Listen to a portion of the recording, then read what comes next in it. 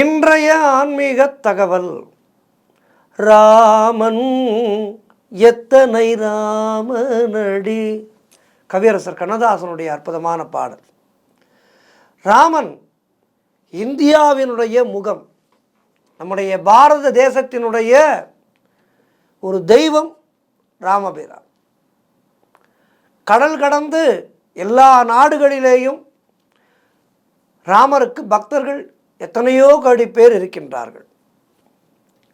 ராமாயணம் என்பது கடல் கடந்து பல நாடுகளிலே, ஒரு சில நாடுகளிலே பள்ளி பாடத்திலே ராமகாதை இருக்கின்றது.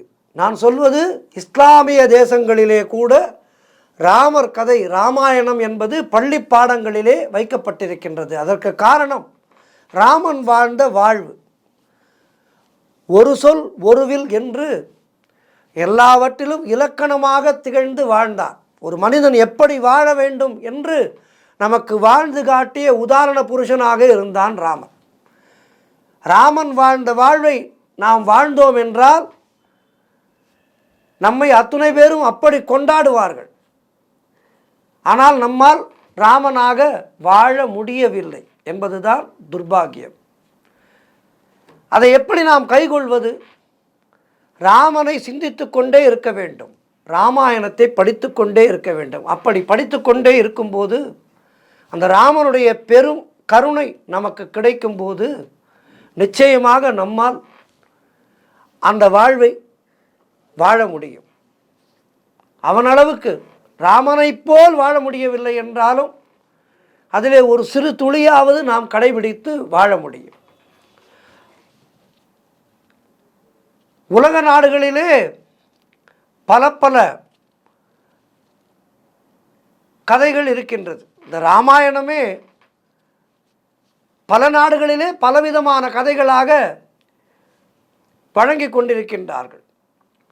ஹனுமன் ராமனின் மகன் என்று கூட ஒரு சில கதைகள் இருக்கின்றது. இப்படி ராமாயணத்தை அந்தந்த நாடுகளிலே அவர்களுக்கு தெரிந்தாற்போல் நிறைய கற்பனை கதாபாத்திரங்களை எல்லாம் வைத்து ராமாயணத்தை வேறு வேறு விதமாக எல்லாம் ஆக ராமாயணம் என்று பார்த்தால் ஏறக்குறைய 300 ராமாயணங்கள் இருக்கின்றதாக சொல்கின்றார்கள்.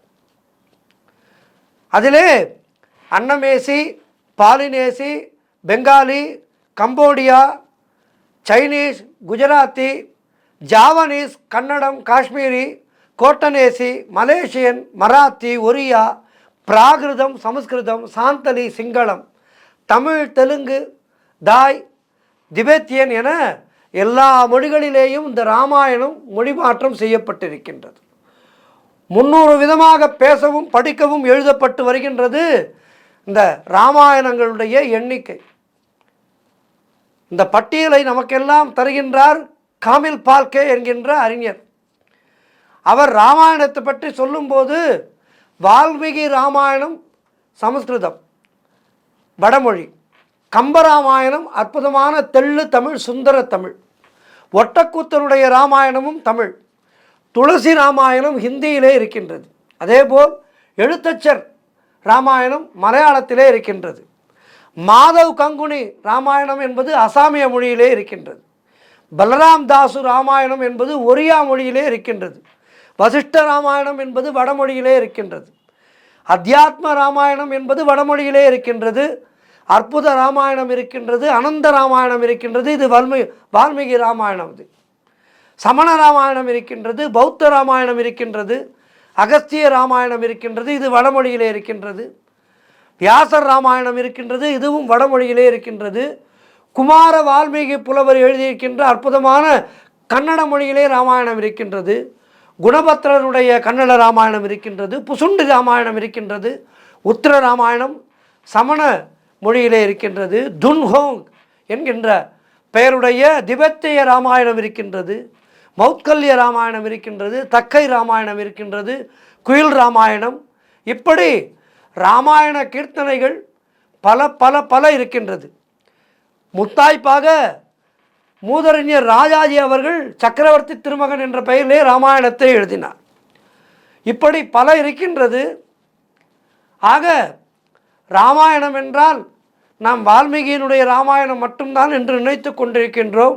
ராமர் உலகளாவிய தெய்வம் என்பதற்கு இப்படி எல்லா மொழிகளிலேயும் எல்லா நாடுகளிலேயும் ராமாயண கதையை எழுதியிருக்கின்றார்கள் என்றால் ராமன் உலகளாவிய தெய்வம் என்பதிலே எந்த விதமான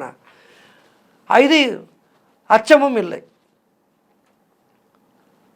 ராமனுடைய தந்தையான தசரதருக்கு தலைநகராக வாரணாசி விளங்கியதாக சொல்கின்றார்கள். அதேபோல் ராமனும் சீதையும் உடன் பிறந்தவர்கள் என்று கூட ஒரு கதை இருக்கின்றது. இப்படி ராமாயணத்தை மாற்றி மாற்றி பலர் எழுதியிருந்தாலும் ராமாயணம் மூலமான கதை.